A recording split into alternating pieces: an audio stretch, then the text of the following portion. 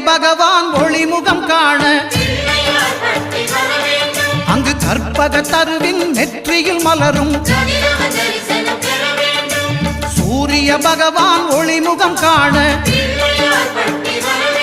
அங்கு கற்பக தருவின் நெற்றியில் மலரும்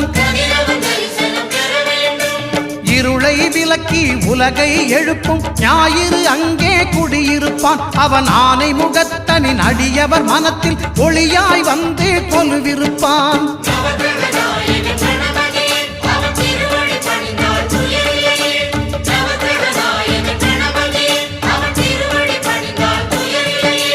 ஒன்பது கோளும் ஒன்றாய் காண